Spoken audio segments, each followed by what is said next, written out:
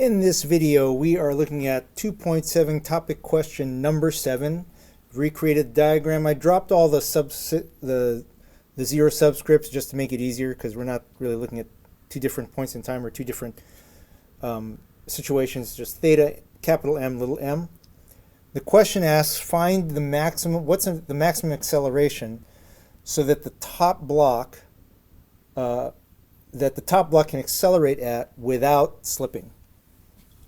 This problem all has to do with understanding what without slipping tells you, as well as the maximum acceleration. So if it's not slipping, and there's some big takeaways here or ideas, okay? When we have the surface we're looking at, first of all, friction occurs at a surface. So friction is occurring between the small block and the big block. And if they want the maximum acceleration so that the small block experiences no slipping. Well, at the green interface, if there's no slipping, that means what? First, that means that the forces, the friction forces acting on both blocks. In other words, little m, the friction force of little m on big M and the friction force on big M on little m are both static friction because the surfaces are not slipping across each other. It's as if they're just stuck together, so they're moving along. The other weird thing about this, if you look at the free body diagram of M, so let's do the free body diagram of little m.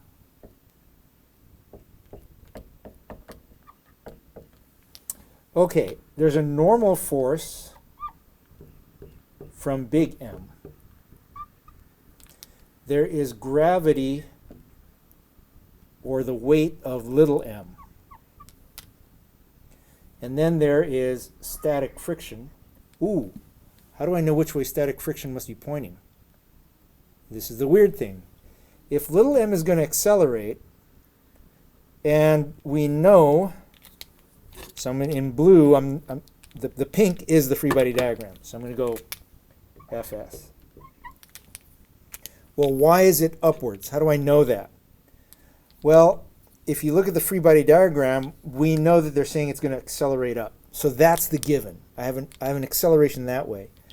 But if I'm on an incline, then there's a component of my weight that's parallel. This is W little m parallel. Parallel to what? Parallel to the ramp, right? WM perpendicular is this way. I don't need to draw that. But I also have theta here. Well, I guess we'll just, in blue. If I added the blue, like I would draw the blue stuff in as a pseudo free body diagram off to the side. If when you're asked for a free body diagram, only draw the pink. Okay?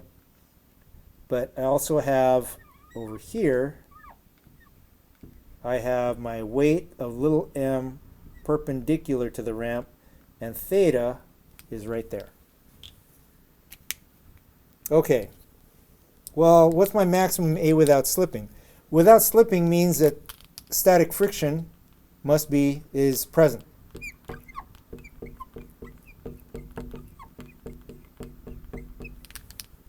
Well, let's look at the free body diagram and just apply Newton's second law. So again, this part you don't necessarily have to do to solve the problem, but I want to do this as much as possible to get you used to what's going on. Okay. In the parallel direction, or x, I'm going to say parallel. I don't know. I know it's accelerating upwards, so just to not mess with my brain, I'm going to say up the ramp is positive. All right. So in the parallel direction, that looks like an emoji, doesn't it, or an emoticon? In the parallel direction, what's Newton's second law? The sum of the forces is Fs up the ramp minus mg, that's weight. Parallel to the ramp would be sine theta. That's got to equal ma, parallel. Now the maximum acceleration is just parallel to the ramp. So this is the thing that we do want to maximize. Sorry. That A parallel is the max acceleration they're talking about. Just to be complete, on the perpendicular side, we'll go this way or downward into the ramp as positive.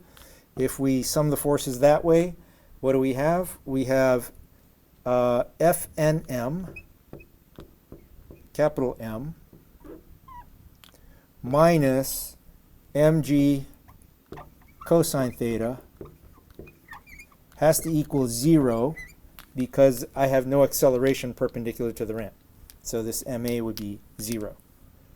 Okay, so if I needed to maximize this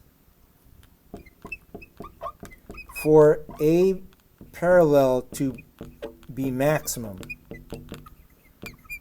or to increase A, we can see that my theta is fixed, my m and my g are fixed because that's just the mass of the block. This is 10 meters per second, or 10 meters per second squared. So for this guy to be greater, for A to be max, Fs must be max.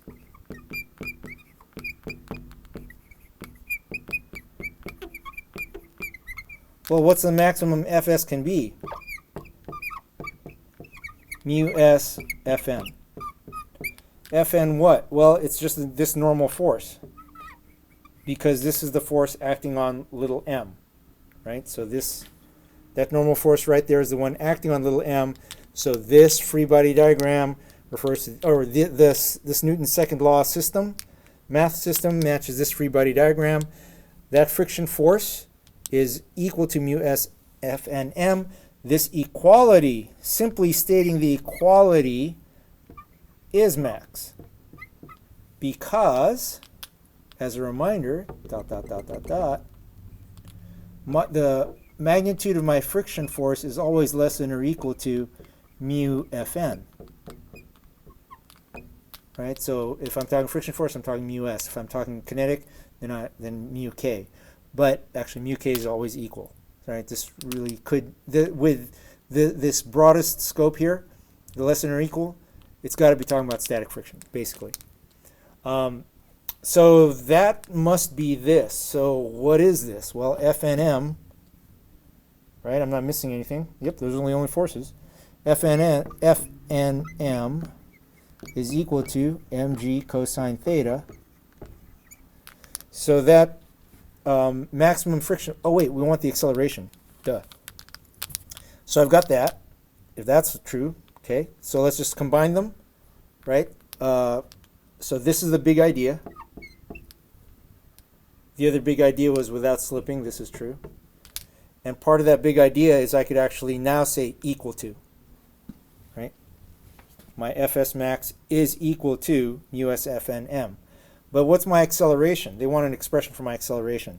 So if you, hopefully it's home free. I'm just going to do math now. So if you got it, that's all you need. For those that need to see it, we'll solve it.